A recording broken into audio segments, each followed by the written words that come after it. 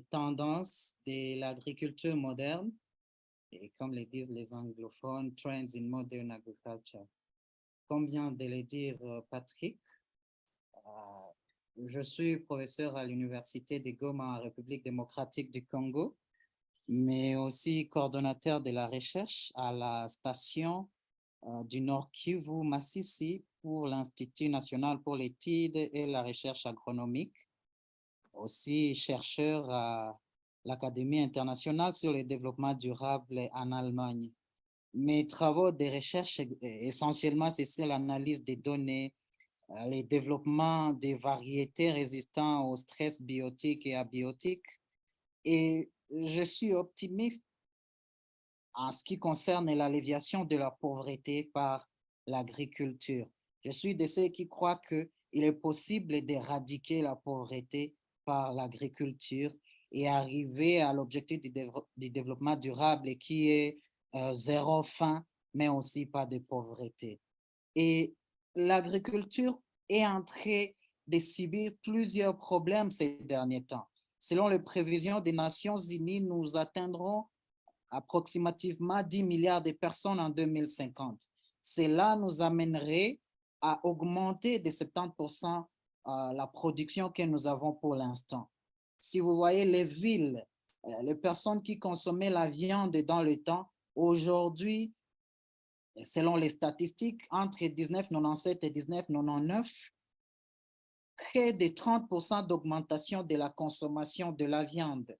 Et vers 2030, nous serons déjà à plus de 45 kg par personne annuellement. Et cela nous amène encore à produire plus. Si nous voyons même les ressources naturelles, les champs, la déforestation, les champs qui sont transformés par exemple en RDC en prairies au lieu de faire de l'agriculture, cela nous amène à prendre une décision, sinon nous risquons d'être dans une ère où la guerre ne sera pas d'armes, mais plutôt une guerre de nourriture. Mais aussi, nous trouvons qu'il y a un challenge, une problématique de financement où nous avons besoin d'1 trillion, 1000 milliards de dollars pour arriver à mitiguer ce problème à l'horizon 2050. Et c'est là, si vous voyez même le problème des changements climatiques, les gaz à effet de serre, je suis content que la RDC ait appelé ces derniers temps pays solution parce qu'ayant la deuxième forêt après l'Amazonie, donc nous avons beaucoup à faire et si nous restons dans l'agriculture traditionnelle, nous risquons d'avoir un problème. À côté de cela, nous avons la nourriture qui est dilapidée. Près de 33 à 50% de la nourriture consommée est perdue. Voilà pourquoi nous devons changer de technique. Et tous ces problèmes-là nous amènent à la rareté, mais aussi à la famine. Si je récapitule donc la démographie, les changements climatiques, la déplétion des ressources naturelles, mais aussi la dilapidation de la nourriture. Et cela pourrait nous amener à plus de 700 millions, approximativement près d'1 milliard de personnes qui risquent d'être dans la famine et dans la pauvreté à cause de ces problèmes si nous ne faisons rien. Mais aussi, près de 2 milliards de personnes pourraient souffrir de la malnutrition ou le manque des micronutriments dans leurs organismes. C'est alors que, à cause de cette problématique, il est introduit ce que nous appelons l'agriculture 4.0, qui est celui de lier la technologie avec l'agriculture pour voir comment nous pouvons mitiguer donc ces problèmes. Et aussi autre chose, c'est que si vous regardez, depuis 2012 jusqu'à même maintenant, les investissements dans les entreprises ou les startups d'agriculture continuent à croître.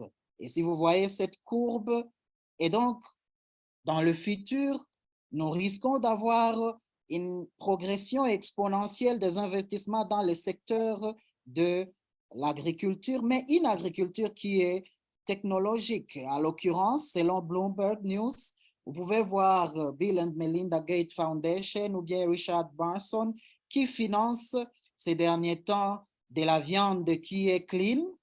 Il y a d'autres qui sont en train d'investir dans le vertical farming ou bien l'agriculture verticale. Et nous allons voir quelques de ce que nous faisons. Et en premier, je vais vous parler de l'Internet des objets et l'agriculture de précision. L'agriculture de précision fait intervenir donc des senseurs qui peuvent, lorsqu'ils sont mis dans la terre, vous montrer les données dont vous avez besoin. Dans le temps, il fallait que nous puissions aller dans des laboratoires. Mais par exemple, nous avons la variable pluie ici. C'est parmi les packages que nous offrons dans nos recherches où, avec des images satellitaires enregistrées, nous pouvons connaître l'index foliaire de la surface foliaire et cela nous permettrait de connaître l'eau qu'il faut pour que nous puissions irriguer notre champ. À part cela, on est possible de bien faire un calendrier d'irrigation, mais aussi de donner donc le rendement que nous avons besoin en fin de récolte. Alors, lorsqu'on a cette variable pluie, avec son exploitation, on est capable de préciser, de donner à l'agriculteur ou de donner aux institutions de recherche un calendrier d'irrigation qui est bien précisé et cela permettra à ce qu'on puisse gagner en argent et qu'on puisse gagner en temps. Comme vous pouvez le voir, nous pouvons jusqu'à 10 mètres carrés avec des images à haute résolution. Ça, ce sont nos propres expérimentations avec Vista à BayWa en Allemagne, à Munich, ou à la première expérimentation, nous l'avions faite en Zambie, où nous sommes capables jusqu'au 10 mètres carrés d'exprimer exactement quelle est la quantité d'eau dont vous avez besoin pour irriguer votre champ, même avant culture. Pas seulement cela, nous avons, avec le traitement des données, nous vous ressortissons des images qui vous donnent les gradients de fertilité. Donc, par exemple, avant de cultiver un champ ou d'acheter des exploitations, tu es capable de connaître exactement où est-ce que je vais mettre plus d'engrais, où est-ce que je vais mettre moins d'engrais, et cela permet à ce que vous puissiez gagner en argent et en temps. Comme vous pouvez le voir sur cette figure, en rouge, les zones en rouge, ce sont des zones arides, moins fertiles qu'ailleurs. Et si vous voyez en vert, c'est là où c'est fertile. Donc, sur ces terrains, on ne va pas amender ou fertiliser de la même façon. De la même manière, vous voyez qu'en étant agriculteur, on gagne de l'argent parce que traditionnellement, on met de l'engrais d'une façon uniforme et partout dans les champs. Mais lorsque on utilise la variable pluie que nous proposons aux agriculteurs, ils sont capables de diminuer la quantité d'engrais parce qu'ils connaissent avec précision leur gradient de fertilité, là où c'est fertile et là où ce n'est pas fertile. Cela nous ramène aussi à prédire. Avec l'analyse des données, nous pouvons prédire les rendements et la récolte et ainsi savoir ce qu'on va gagner selon l'investissement qu'on est en train de vouloir faire. Et voilà, donc ce sont des plateformes qui existent et si quelqu'un en a besoin, il peut nous contacter et nous lui en ferons. Et tout cela, nous sommes en train de développer une application qui sera sur iOS aussi Android pour que l'agriculteur ait ça en main. Aujourd'hui, c'est encore sur cloud. L'agriculteur nous envoie les limites de son champ. Nous faisons nous-mêmes l'analyse de ces images, mais dans le temps, nous allons pouvoir nous-mêmes, avec les agriculteurs, les laisser manipuler. Et comme vous pouvez le voir, ils ont des données en temps réel. Et deuxièmement, je vais vous parler de la robotique en agriculture. Aujourd'hui, nous avons un problème de main-d'œuvre. Aujourd'hui, nous avons un problème où, si vous avez par exemple 1000 hectares Vous ne saurez pas engager des gens qui vont chaque fois venir pulvériser avec les drones, avec des robots qui peuvent cueillir. Nous le voyons déjà en Europe, en Afrique du Sud et ailleurs, où il y a des robots qui cueillent le fruit, par exemple, lorsqu'il y a déficience de la main-d'œuvre. Et aussi, quand nous sommes en train de faire le phénotypage dans nos expérimentations, nous utilisons des robots pour ainsi baisser les coûts que ça prendrait en utilisant des personnes, mais aussi à cueillir ou recevoir des données qui sont exactes et sans erreur humaine. Cela aussi nous amène à l'utilisation de l'IA, l'intelligence artificielle. Dans notre modèle, nous collectons des images en utilisant Sentinelle-1 et 2 des satellites de l'Agence spatiale européenne. Ces images, nous les traitons au niveau du cloud et c'est là que nous pouvons donner même les cartes de rendement, mais aussi la prévision que nous recherchons pour donner aux agriculteurs. Et nous utilisons une plateforme qui s'appelle Promet et aussi ces plateformes, c'est celle qui sert aux Européens aux données météorologiques.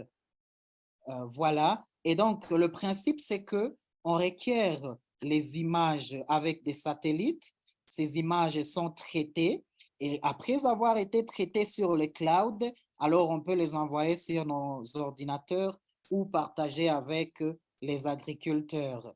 Et si vous allez sur Food Security Tech, c'est une plateforme qui existe et c'est là que nous faisons donc l'analyse de nos images aériennes, la FAO, le PAM et donc le groupe d'observation de la Terre, ils utilisent cette plateforme pour permettre aux agriculteurs ou aux exploitants d'avoir une production qui est durable. Parce que, comme par exemple, aujourd'hui, nous sommes en train d'utiliser les Food Security Tape au Kenya. Pour ceux qui ont déjà été au Kenya, ils savent qu'il y a un problème d'avancement du désert, la désertification due à la déforestation. Et donc, avec Food Security Tape, nous savons donner au gouvernement des données qui sont exactes et quantifiées par rapport à l'avancée du désert et ainsi, ils peuvent prendre des décisions agricoles quant à ce. Et les images, nous les visualisons comme ceci et tout le monde peut y avoir accès en passant par nous, bien sûr. Et comme vous pouvez le voir, nous utilisons des drones aussi pour la surveillance des champs, la surveillance des pestes et maladies, mais aussi pour la pulvérisation. Pas seulement cela. Sur cette image, vous pouvez voir que ces champs d'expérimentation qui est aux Philippines, parmi mes recherches doctorales, vous pouvez voir les endroits qui sont plus, donc, qui sont déjà prêts pour la récolte que d'autres. Et cela vous donnerait une idée sur la précocité des variétés. Donc, en voulant choisir des variétés, vous-même, vous allez connaître les variétés qui sont précoces, ceux qui prennent longtemps pour être récoltés. Et là, vous pouvez donner conseil aux agriculteurs de quelles variétés utiliser dans quelle saison. Et cette expérimentation, c'est à International Rice Research Institute aux Philippines. Et tendant vers la fin, je vais vous parler de l'agriculture en environnement contrôlé. Et comme c'est ce que je fais présentement, nous sommes en train d'introduire petit à petit la production en environnement contrôlé, donc l'agriculture sous serre. Et c'est quoi l'agriculture contrôlée? Donc, nous construisons des serres que nous appelons tropicales.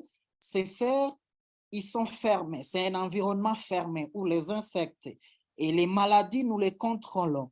Et cela permet aux plantes d'avoir une bonne santé. Comme vous pouvez le voir, ces derniers temps, nous sommes en train d'utiliser la variété Anna F1 de la tomate et qui a une capacité de produire jusqu'à 15 kg par pied. Et donc, dans des surfaces très réduites, par exemple, dans les villes, nous sommes capables de produire à grande quantité. Et comme vous pouvez le voir, nous faisons l'irrigation goutte à goutte.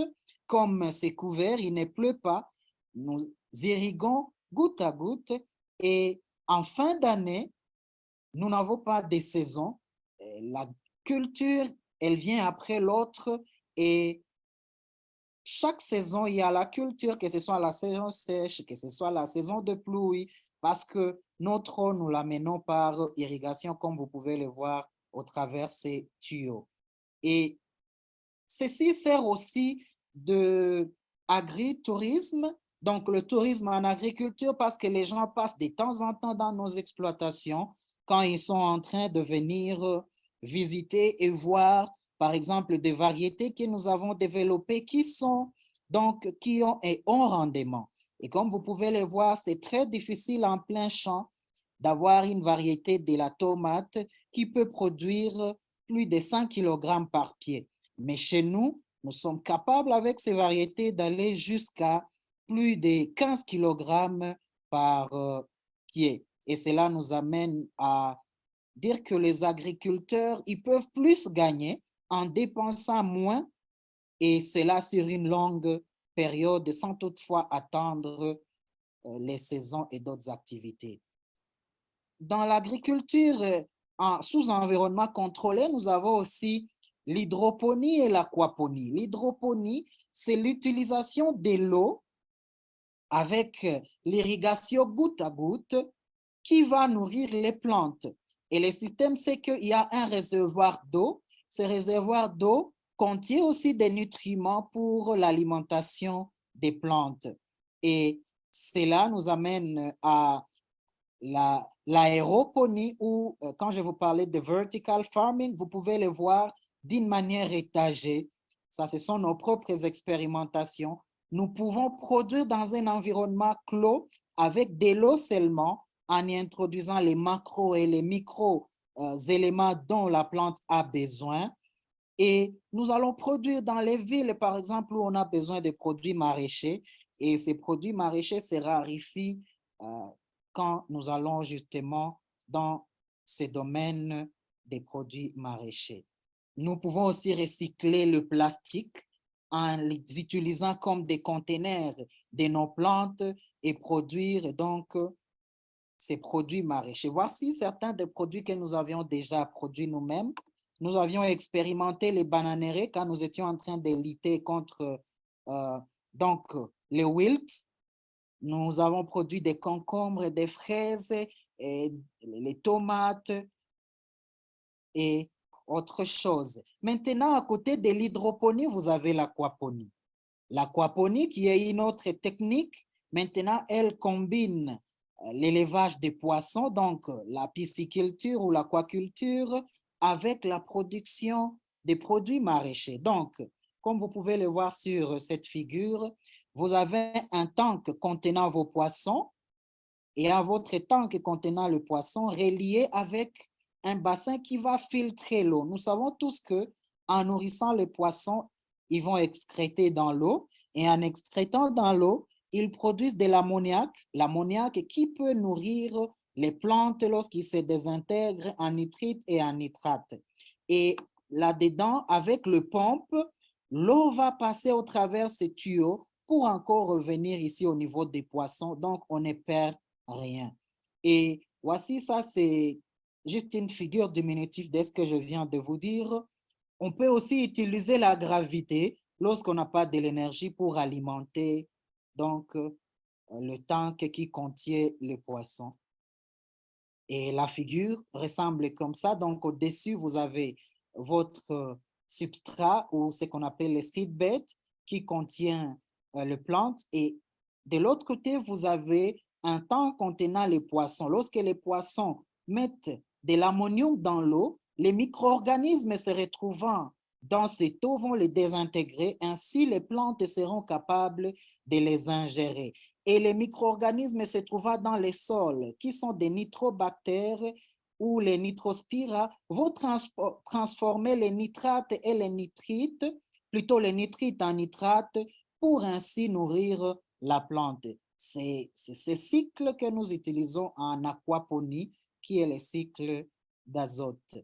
Et maintenant, d'une manière commerciale, vous pouvez les faire vous-même. Comme vous pouvez le voir, il y a une petite figure de l'expérimentation qui est déjà faite. En bas, vous pouvez voir en bleu, ce sont des tanks pour le poisson et en vert, ce sont des petits champs pour les légumes ou les produits maraîchers. Donc, il y a plusieurs manières en utilisant bien sûr des pompes, comme ici, c'est d'une manière donc commerciale. Voilà donc, je crois que je suis à la fin de ma présentation. Je suis à l'Université de Goma et je vous remercie. Bonsoir à tout le monde. Désolé encore parce que j'avais raté les deux précédents meetings. C'était mon emploi du temps qui était difficile. Vraiment, ce n'était pas évident parce que nous sommes en train de finir l'année ici à l'université. Et aujourd'hui, j'ai fait tout pour être présent et c'était déjà très bien. Je félicite le professeur Jackson pour sa présentation qui était très édifiante. Et au passage, ce matin, je parlais avec des collègues et je leur disais, il est important que dans nos cursus de formation, on intègre la notion d'agriculture et de technologie parce qu'aujourd'hui, on est en train d'aller vers l'introduction de la technologie et de l'intelligence artificielle dans l'agriculture et ce serait bien que les étudiants que nous formons aujourd'hui puissent vraiment être au fait de toutes ces innovations technologiques là pour améliorer les rendements agricoles et puis tout ce qui va autour. Ma question est la suivante. Par rapport à la présentation que le professeur vient de faire, j'aimerais savoir, est-ce que vous avez des retours d'adoption de cette technologie auprès de certains agriculteurs? Parce que la difficulté que nous avons dans nos pays africains, c'est déjà l'accès à la technologie, même déjà le fait, j'ai vu, vous avez cité que vous avez accès, par exemple, à des données sur l'Agence spatiale européenne, sur des logiciels qui sont disponibles, que la FAO utilise même. Mais la difficulté que nous avons souvent dans nos milieux africains, même l'Internet, c'est difficile quand il y a l'électricité.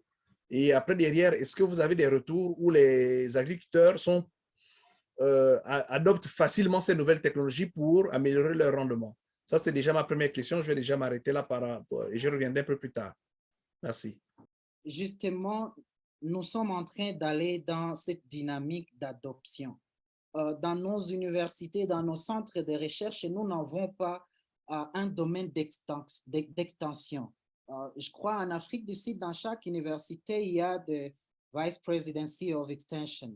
Donc, où on prend la recherche d'une manière brute, on l'amène à la communauté parce que souvent, on amène des graphiques, on amène des logiciels, on amène des données, mais ce n'est pas digestible par la communauté. Voilà pourquoi l'un de mes principaux rôles, je viens de finir un petit projet sur l'agriculture urbaine ici à Goma au Nord Kivu, où nous avons formé plus de 2000 personnes, où nous avons regroupé les associations d'agriculteurs, les facultés d'agronomie dans la ville, les autorités étatiques comme le maire de la ville, ainsi de suite. Bon, je pourrais partager un peu plus tard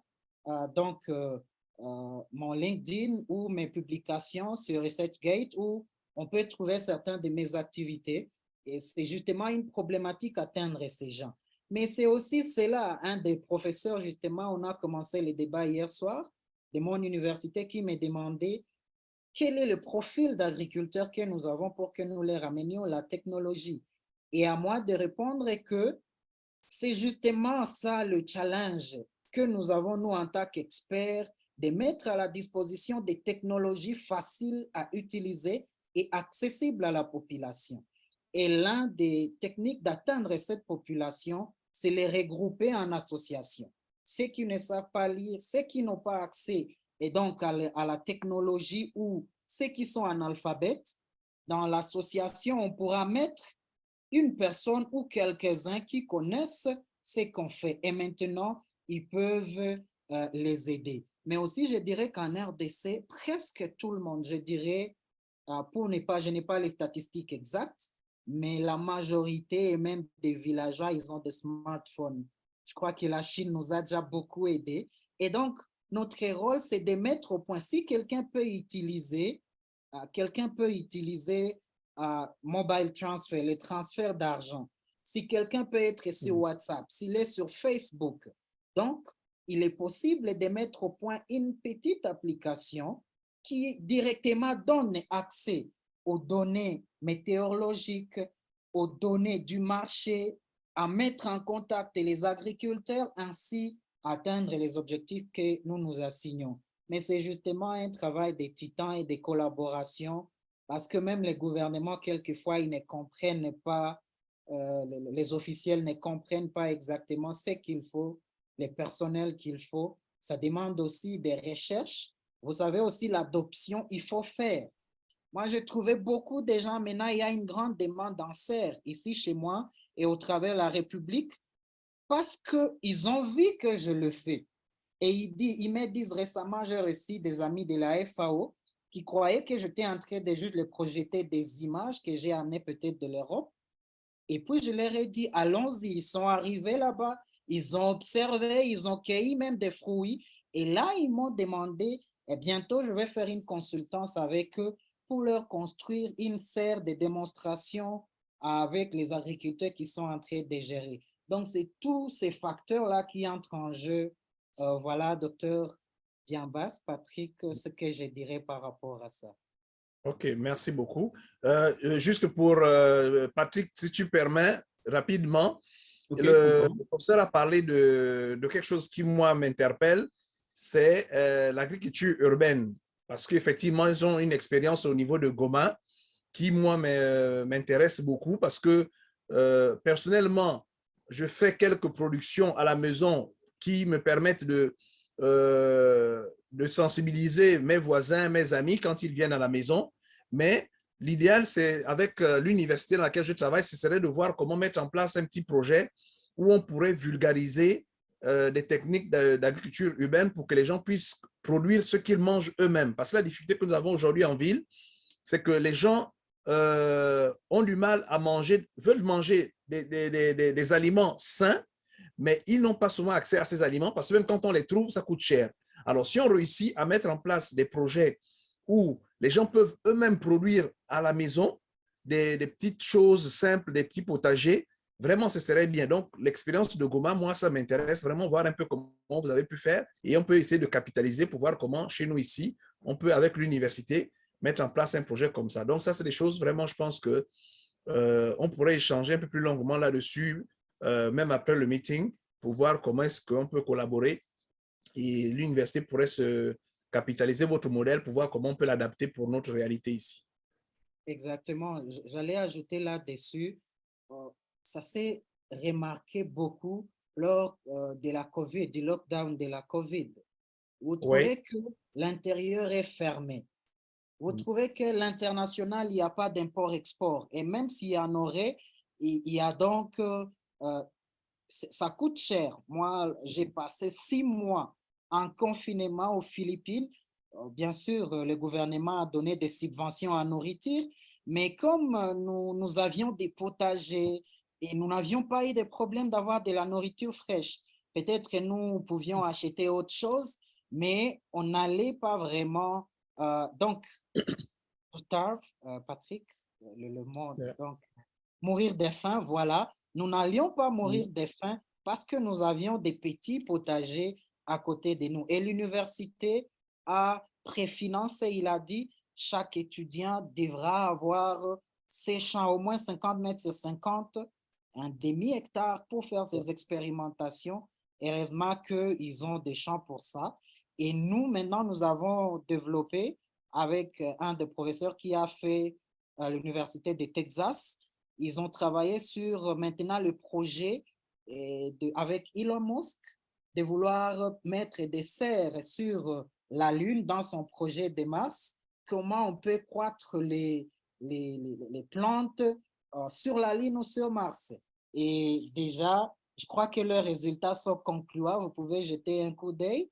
C'est sur le site web de l'Université du Texas. Donc, je crois que c'est intéressant et comme vous le dites, nous pouvons échanger les expériences et voir ce que nous pouvons faire. Aussi, ici, avec des mamans, récemment, nous avions produit, par exemple, des choux de 8 kg. Et tout le monde dans la ville, les choux paumés, tout le Oui. monde m'a traité, il m'a dit non, toi tu utilises les engrais chimiques, toi tu utilises quoi, c'est mauvais pour l'environnement, je leur ai dit, venez avec moi. Au fait, le seul grand problème qu'on a, c'est la pratique. Lorsque nous allons commencer à avoir des champs de démonstration, lorsque nous allons commencer, quand tu fais quelque chose, tu appelles les gens, tu dis, regardez, nous avons commencé les champs. C'est ce que j'ai fait, je les ai appelés. Nous avons fait les compostières ensemble parce que j'étais aussi dans un petit projet où il fallait gérer les déchets ménagers. Je leur ai appris comment séparer les déchets biodégradables et des non biodégradables. Ils les ont eux-mêmes donc fermentés. Ils ont produit les déchets que nous avions mis dans leur champ. Et eux-mêmes ont produit. Et aujourd'hui, d'ailleurs, certaines personnes, ils avaient dit qu'ils allaient joindre, qu'ils allaient partager leur expérience. Malheureusement, certains, plus de 10 personnes m'ont écrit. Nous avons une très mauvaise connectivité en RDC, donc comprenez. Mais je crois qu'on va leur partager le recording, si ça sera possible, pour qu'aussi ils puissent être enrichis ou donner leur point de vue après d'autres présentations. Voilà, je crois qu'autre chose, on peut en discuter après, mais nous sommes ouverts, surtout pour une coopération win-win, ce serait vraiment intéressant. Prof, j'avais une question parce que j'ai vu les images aussi, donc j'avais du mal à distinguer les expériences qui ont été faites en RDC et puis voilà les produits qui venaient un peu ou bien ceux qui étaient liés à votre travail de doctorat aux Philippines ou encore dans vos collaborations en Allemagne. Donc, est-ce que, sans repartir dans trop de détails, est-ce que vous pouvez nous dire dans la présentation quelles sont les images clés qui voilà, présentaient des produits de la RDC, de votre travail, de votre travail en RDC? Exactement, Dr. Patrick. Je crois que votre question va ensemble avec celui du prof Félicien Maïcha, qui est l'un des professeurs de mon université. Il m'a posé cette question hier soir et il m'a promis qu'il me la reposerait. Est-ce que ces équipements sont déjà disponibles au Congo et partout en Afrique? En commençant par votre question, c'est que déjà les serres, il y a déjà 4 serres que j'ai déjà installées. Donc, j'ai fini ma thèse en septembre 2020. Je ne suis arrivé qu'au pays qu'en 2021, puis repartir en Allemagne pour mes recherches. Et puis, je suis revenu en 2022 en février. Voilà les quelques, presque une année maintenant que je viens de faire ici au pays. Je suis arrivé à installer 4 serres qui sont totalement autonomes et fonctionnelles. Et toutes les images que vous aviez vues, j'ai les copyrights, c'est moi qui fais et c'est moi qui préfinance. Mais on a eu aussi un financement dans le projet d'agriculture urbaine de l'entreprise BayWa avec BayWa Stiftung, BayWa Foundation, qui est une organisation caritative de l'entreprise BayWa. Nous avons aussi le soutien de notre université qui a avec les recteurs qui nous poussent à produire mieux. Et donc, tout celui qui veut visiter, il est le bienvenu, les serres sont là, la production, elle est là, mais aussi les logiciels, ils sont là. Il y a des plateformes en tant que chercheurs où nous seuls avons accès, comme c'est un peu payant, où nous pouvons même maintenant, si vous nous envoyez, par exemple, voici les limites de mon champ, nous pouvons vous donner des données en temps réel.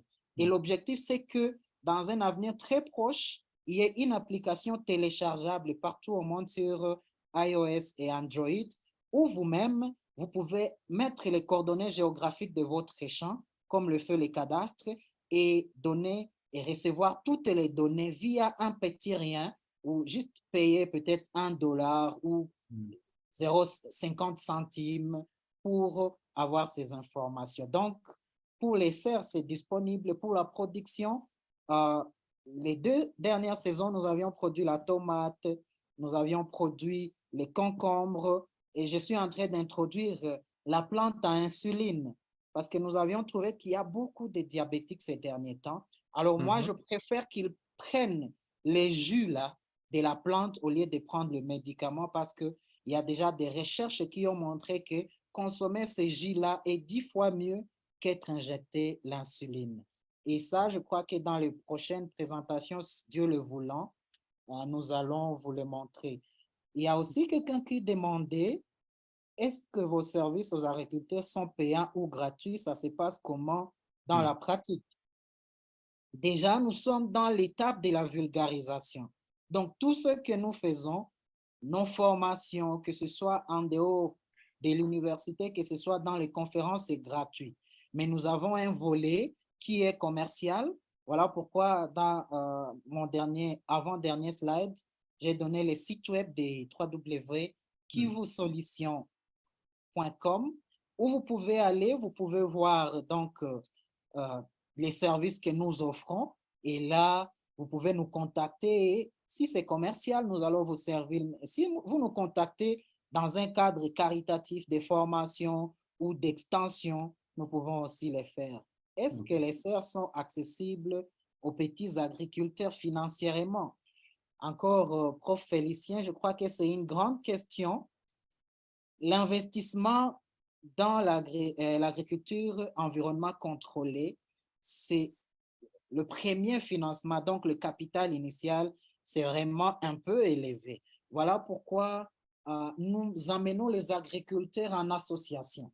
Mais aussi notre target, notre cible, ce n'est pas seulement les agriculteurs, nous ciblons aussi les gens dans la ville qui ont beaucoup d'argent.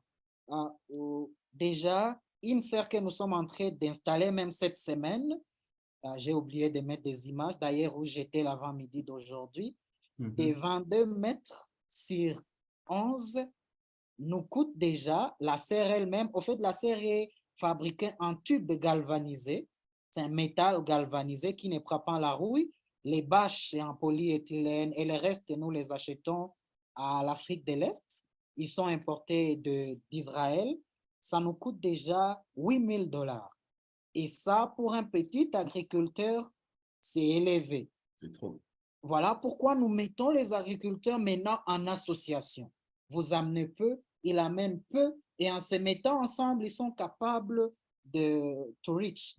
d'atteindre cet objectif. Mais aussi,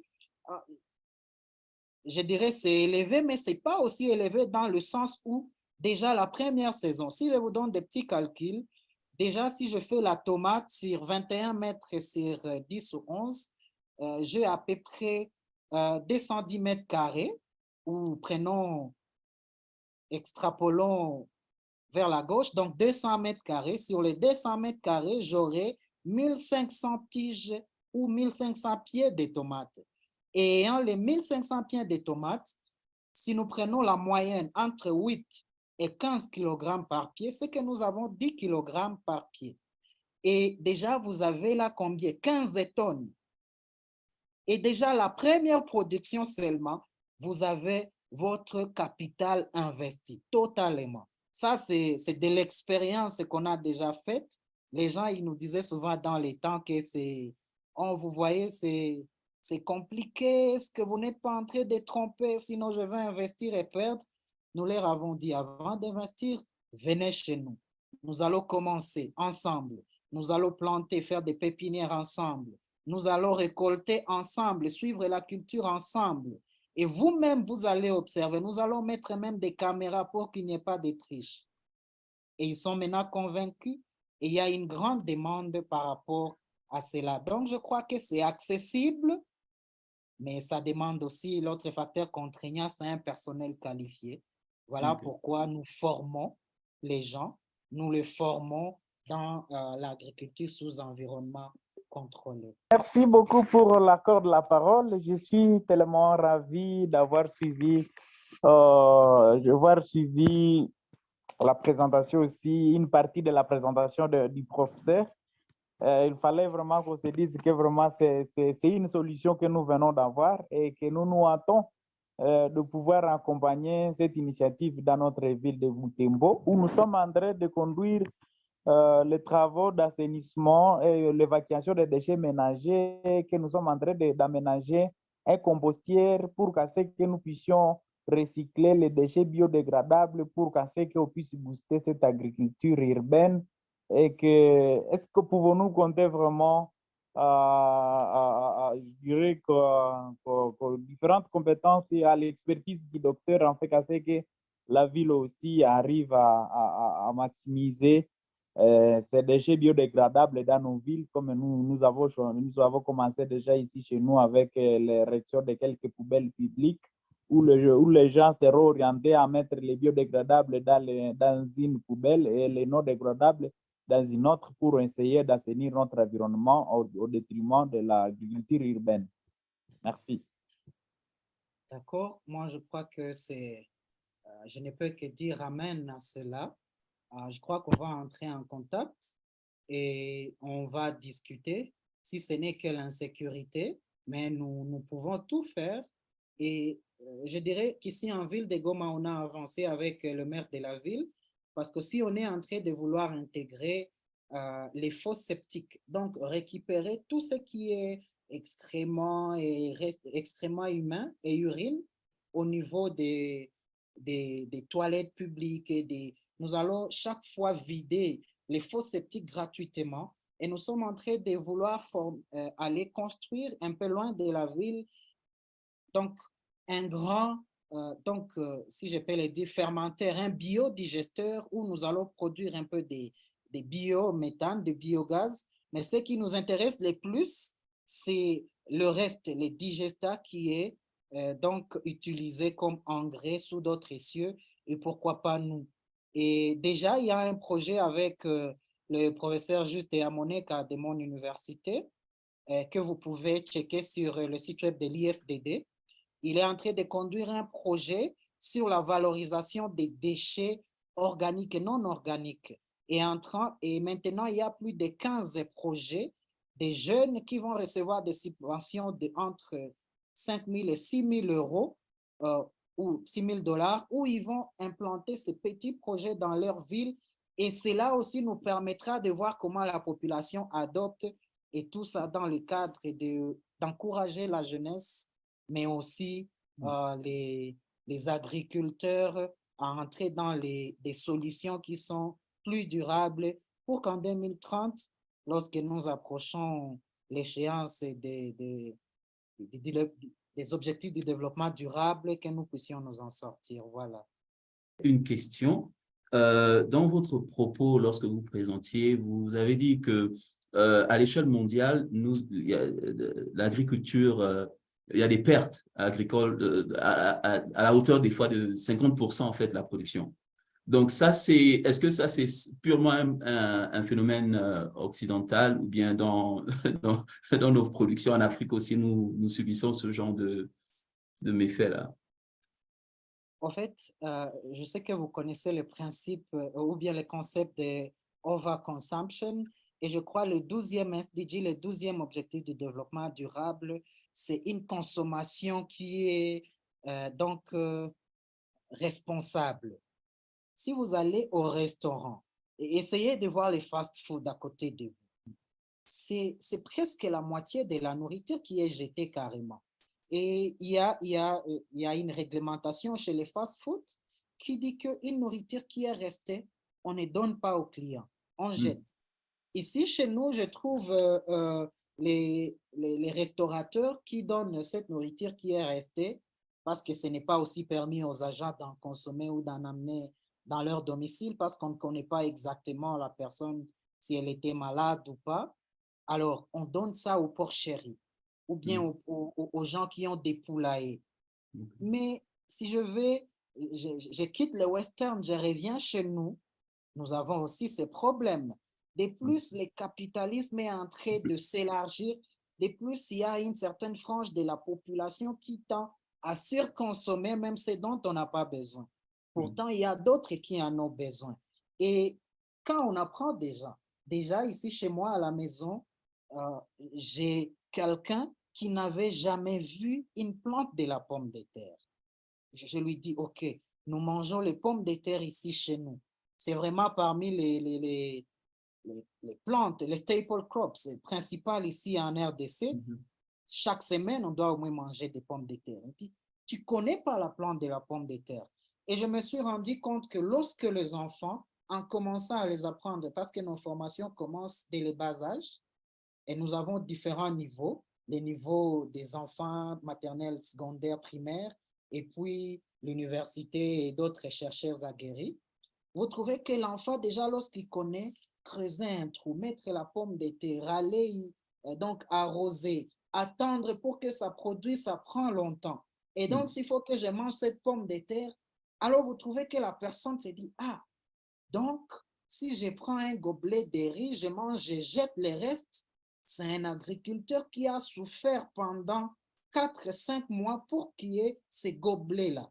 Alors, vous voyez, la population, la communauté va commencer à prendre conscience face à cela. Mais je crois que c'est aussi, je dirais, entre parenthèses, une acculturation quand nous sommes en train d'emprunter la culture western où nous voulons tout rendre fast-food. Je vois déjà Nairobi, l'Afrique de l'Est est déjà envahie par le fast-food. Ça vient petit à petit, Kinshasa, je vois les Burger King, le McDonald's, les KFC, même les locaux commencent à faire leur propre brand. Et c'est là où vous trouvez quelqu'un a juste goûté un peu sur les chicken wings, comment je dirais, ou les ailes de poulet, voilà. Il a juste goûté un peu et puis il a remis sur l'assiette et le serveur ou la serveuse ne va pas aller manger ça, il faut jeter. Et c'est, vous voyez, en empruntant aussi cette culture western, on est en train de perdre quelque part. Mais aussi, avec cette problématique russo-ukrainienne du blé, je suis en train de penser qu'il faut que nous allions dans la substitution petit à petit de ces matières premières qui nous rendent la vie difficile. Maintenant, avec le ministère de l'Industrie ici en RDC, et le ministère, avec son Excellence Julien Paluku, il est en train de travailler sur la substitution d'une partie de farine des blés dans la panification avec le manioc. Et certains, ces 2 dernières années, je viens d'avoir 2 étudiants qui travaillent sur la substitution de la farine de froment à 50-50 avec la patate douce. Nous avons des techniques de blanchissement de la farine de patate douce qui sera incluse à 50% dans la fabrication des biscuits. Et donc, vous voyez, il y a lieu vraiment, en apprenant aux gens comment produire leur propre nourriture, parce que nous ne faisons pas seulement l'agriculture urbaine, mais aussi l'agriculture périurbaine. Donc, nous quittons l'urbain, nous allons aussi dans l'intérieur et autour des villes, toujours en leur proposant des technologies adaptées. Parce que, si je peux donner un exemple, je ramenais des Philippines, dans mes recherches de thèse, je travaillais sur l'amélioration du riz pour la résistance aux hautes températures. Les riz, ces fleurs deviennent stériles lorsque la température moyenne journalière dépasse 33 degrés Celsius. Donc, il y a une variété indienne résistante aux hautes températures que nous avons croisée avec une variété philippine. Nous avions fait les analyses biomoléculaires, des tests en plein champ. Je crois les images des expérimentations en champ étaient dans la présentation. Et nous avions produit 30 lignées. 30 lignées qui ont été testées et 4 de ces lignées ont été trouvées résistantes en milieu contrôlé contre les hautes températures. Et vous trouvez que déjà en amenant cette variété ici, parce que je me suis dit, je vais aller la tester chez moi, les résultats de ma test, plutôt de ma thèse. Arrivé ici, les habitants qui me disent, ah, vous voyez, votre variété n'a pas donné comme on l'entendait. Vous aviez dit que vous pouvez produire plus de 6 tonnes à l'hectare de paddy ou 8 tonnes. Donc, on n'a pas atteint l'objectif. Je leur ai demandé qu'est-ce qu'ils ont fait. Ils ont utilisé les anciennes techniques avec une variété améliorée. Alors ça, c'était le problème. Parmi les facteurs de production, bien sûr, il y a la sémence, mais aussi il y a d'autres facteurs qui s'accompagnent, dont les techniques culturelles, dont la façon dont vous gérez les pestes et les maladies. Est-ce que le riz est irrigué ou non? Et ma variété était irriguée. Et dans l'expérimentation, ils devaient donc considérer l'irrigation, mais ils ne l'ont pas fait. Bon, je vais dire aussi que l'erreur est mienne parce que j'étais très occupé et je n'ai pas su suivre pas à pas ce qu'il faisait. Et enfin, quand vous utilisez, vous oubliez certains facteurs de production, vous en prenez d'autres, vous risquez de ne pas avoir les résultats escomptés. Voilà pourquoi il faut que nous puissions donner l'agriculture aux experts. Ne faisons pas l'agriculture quelque chose d'à côté. Prenons l'agriculture comme principale. Aujourd'hui matin, je disais, aucun pays ne s'est en sorti sans avoir développé son agriculture. Et donc, tant que nous dépendons des autres, tant qu'on dit qu'on nous envoie les blés, alors la main qui donne sera toujours au-dessus de la main qui reçoit.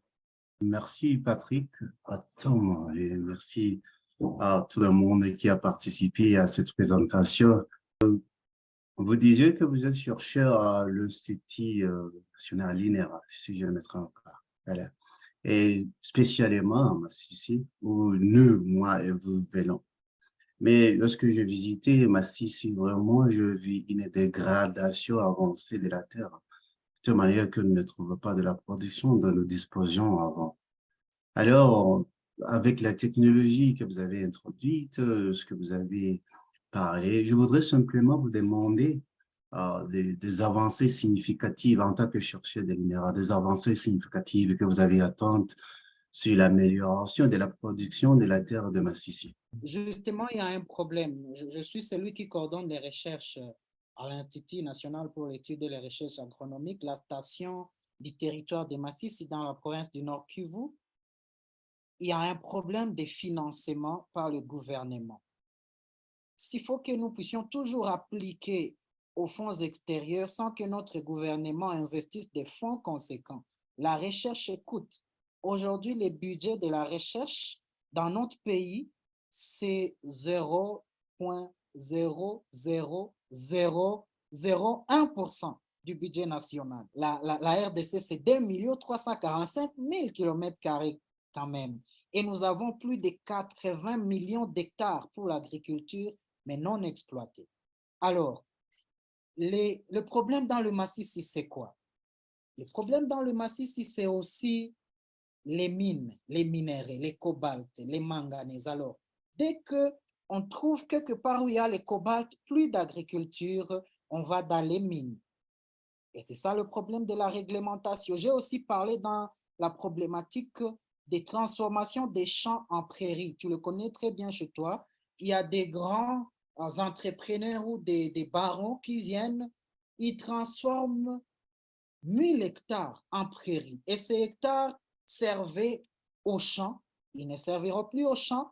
Et ici, on ne fait pas l'élevage en stabulation, on fait l'élevage d'une manière horizontale. Et on occupe les terrains pour rien, on les thésaurise.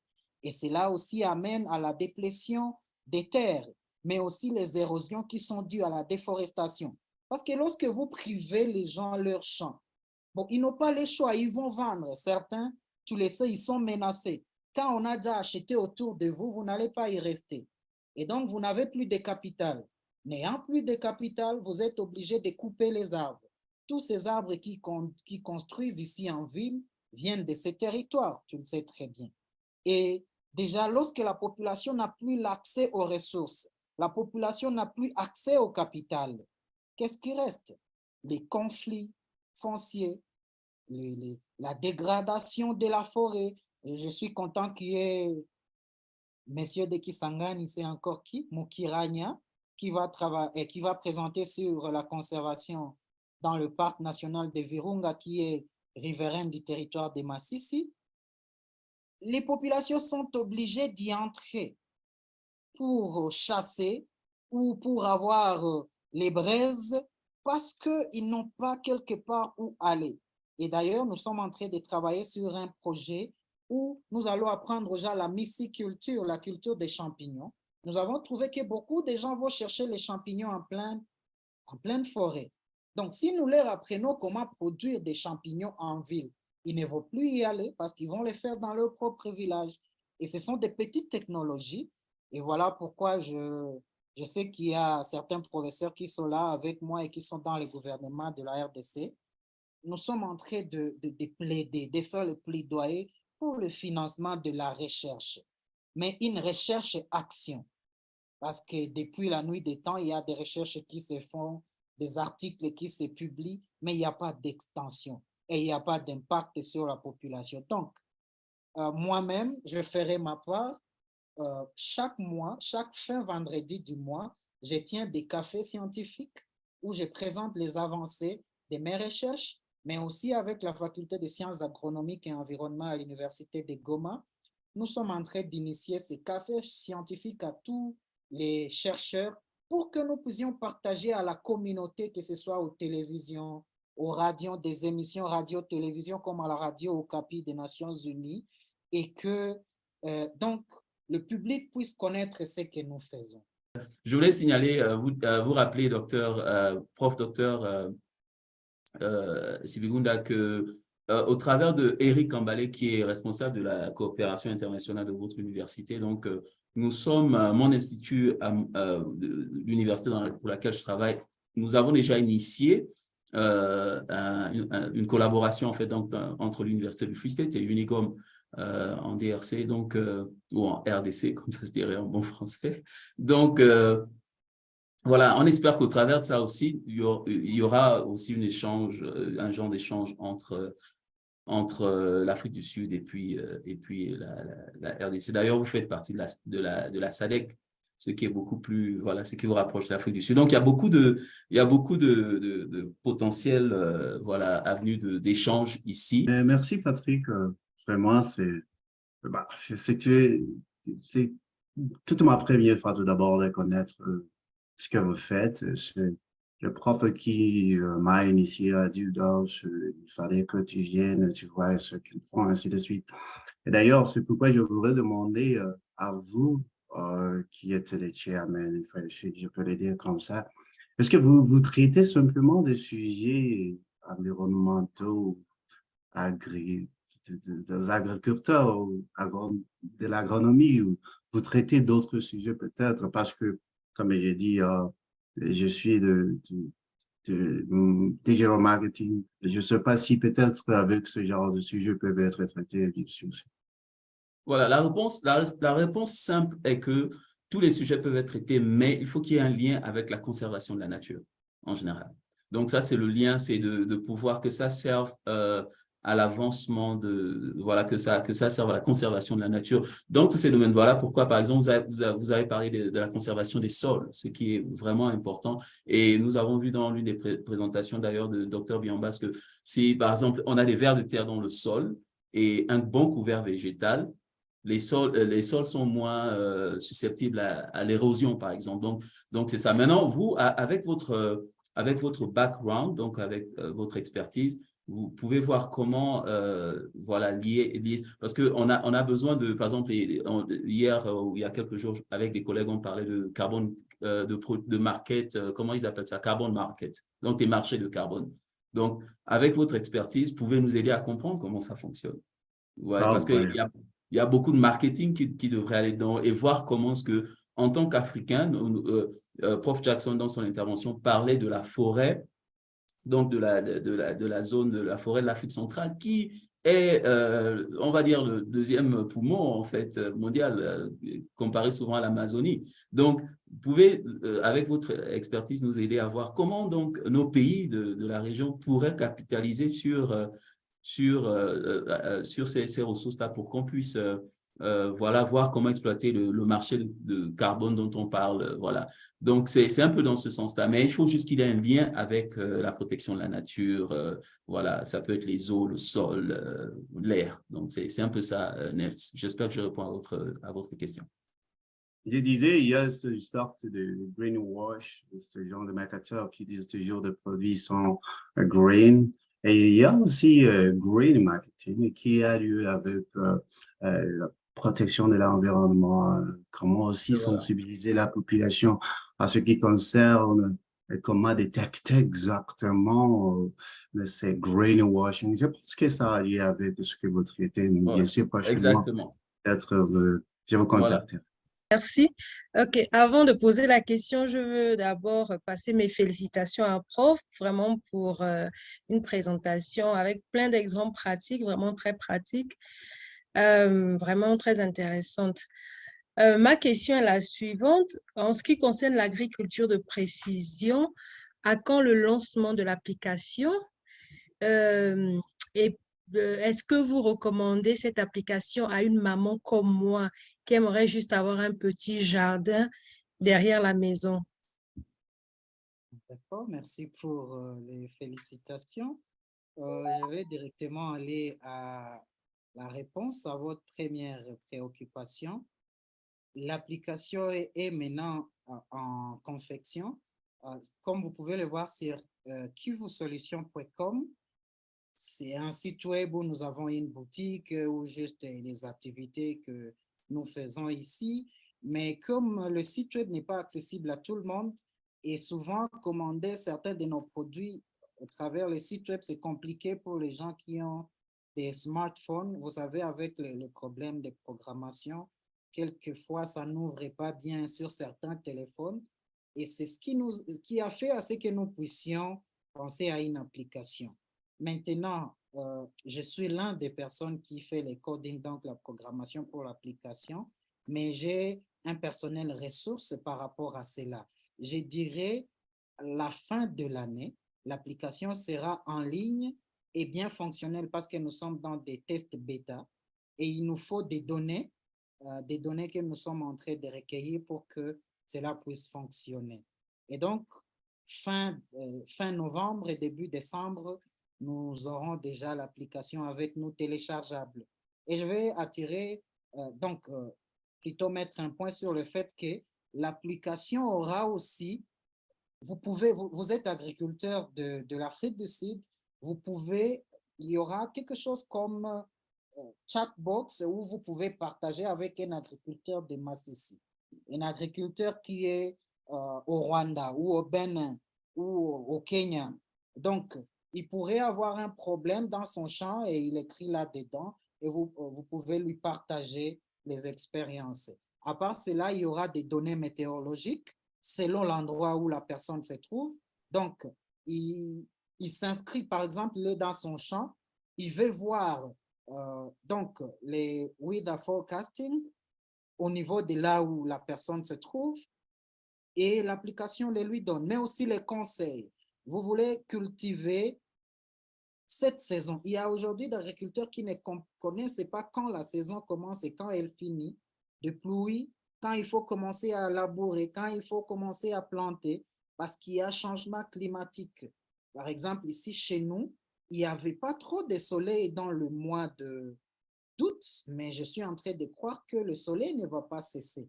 Normalement, il aurait commencé à pleuvoir maintenant, mais il ne pleut pas.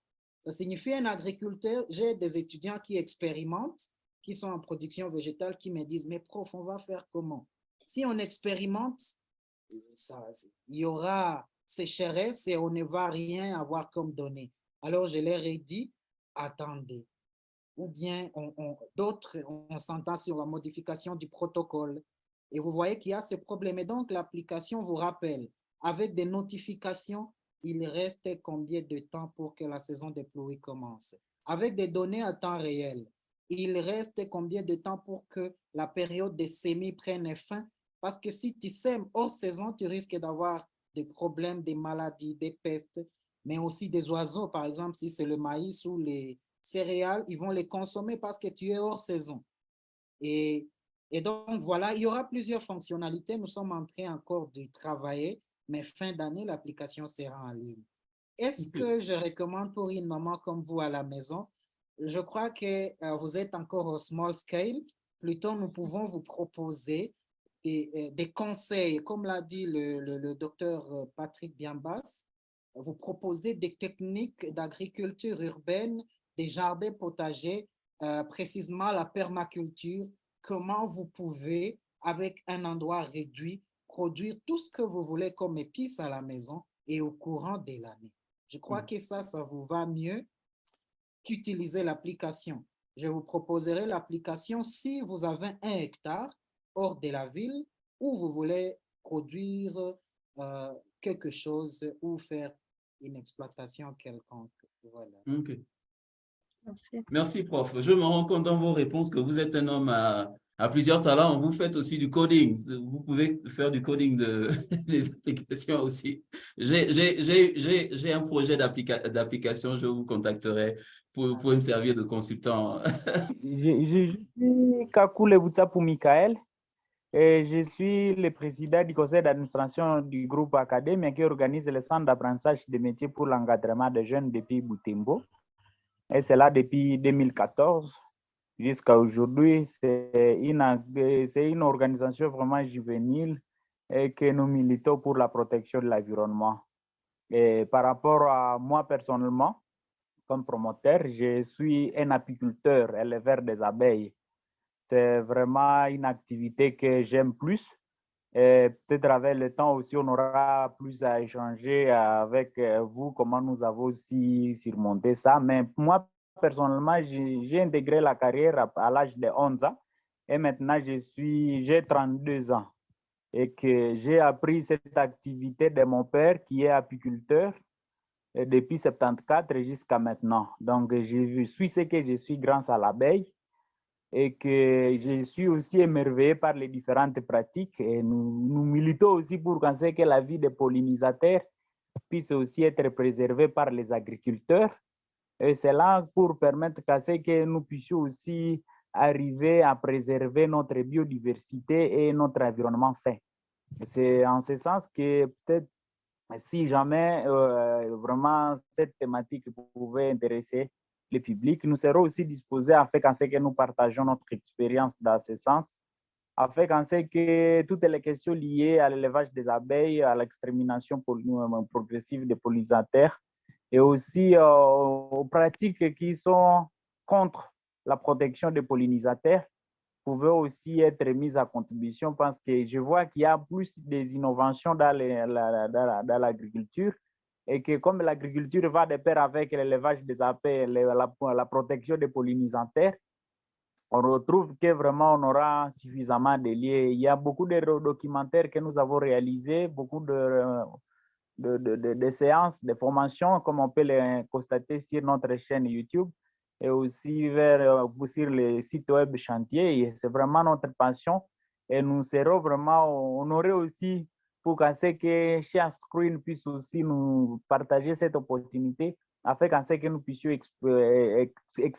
partager d'avance notre expérience en élevage des abeilles qui fait partie vraiment des pratiques qui pouvaient permettre que nous tirons profit de nos reboisements, de nos forêts, que de pouvoir chaque fois maintenir nos verdures, ça qu'on arrive au moins à tirer plus. Merci. J'allais seulement dire à Michael que nous proposons aussi, mais d'une manière commerciale, des ruches qui sont améliorées. Des ruches qui ne sont pas traditionnelles, donc nous les proposons.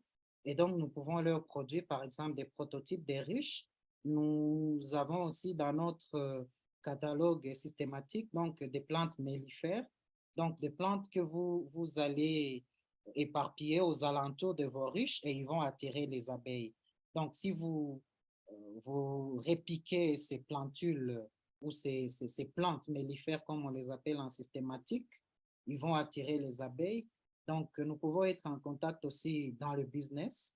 On peut produire pour eux des ruches et on peut aussi, nous produisons aussi des reines parce qu'il y a un problème des reines. Vous avez des ruches, mais s'il n'y a pas de reines, alors il n'y aura pas multiplication d'abeilles. Voilà, donc c'était juste un petit détail à ajouter pour Michael.